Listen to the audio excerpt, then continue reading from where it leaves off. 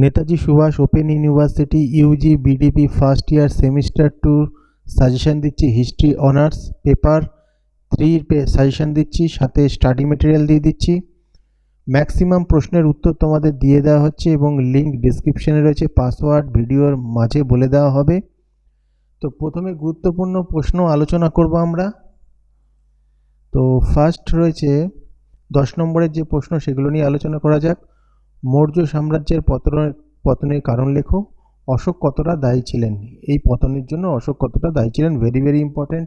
এখানে সবকটা প্রশ্নই পড়বে, পেপারটা অনেক প্রশ্ন রয়েছে, প্রশ্নের সংখ্যা বেশি রয়েছে। তো ভালো করে দেখো কোনগুলো গুরুত্বপূর্ণ বলছি। অবশ্যই এটা গুরুত্বপূর্ণ।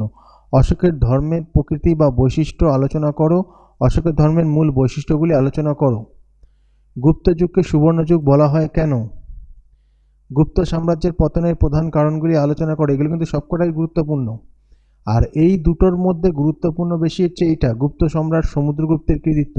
দ্বিতীয় চন্দ্রগুপ্তের কৃতিত্ব অতটা না, তবে এটা বেশি গুরুত্বপূর্ণ। এখনো পর্যন্ত কিন্তু সবকটাই গুরুত্বপূর্ণ, তবে এটা অতটা না। সম্রাট হর্ষবর্ধনের কৃতিত্ব আলোচনা করো, অথবা সম্রাট হর্ষবর্ধনের কৃতিত্ব আলোচনা করো, তাকে কি উত্তর পথনাথ বলা যায়? গুরুত্বপূর্ণ রয়েছে। কুষাণ সম্রাট কনিষ্কের কৃতিত্ব গুরুত্বপূর্ণ। কুষাণ যুগে শিল্পকলার বিবরণ দাও। পল্লব স্থাপত্য ভাস্কর্য সম্পর্কে আলোচনা করো। আদি মধ্যযুগে জাতি ব্যবস্থার উদ্ভব ও বিবর্তন আলোচনা করো।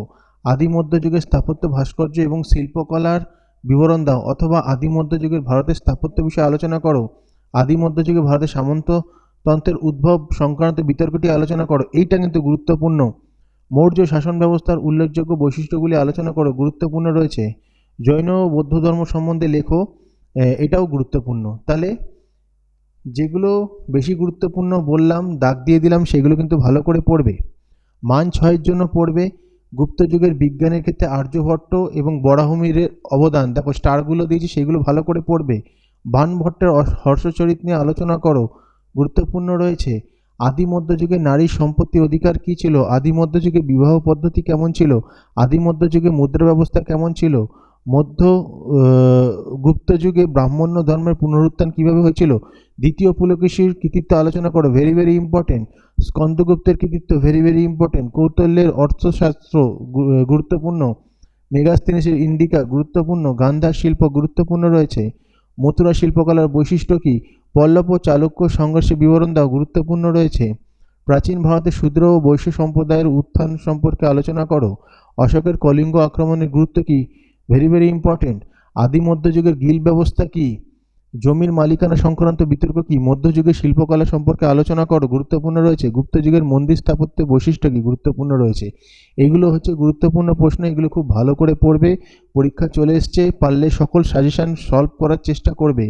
যে কোনো চ্যানেলের একটা প্রপার সাজেশান নাও, সেটা সম্পূর্ণ সলভ করার চেষ্টা করবে, নইলে মুশকিল হয়ে যাবে। কারণ প্রশ্ন সংখ্যা অজস্র এই পেপারটায়। আর পিডিএফ পাসওয়ার্ড আমি ভিডিওর মাঝে দিয়ে দিয়েছি, সেটা দেখে পিডিএফটা ডাউনলোড করে নিও। আর অবশ্যই কাজে লাগবে। উত্তরগুলো খুব সহজ সরল ভাষায় লেখা, মুখস্থ করতে সুবিধা হবে।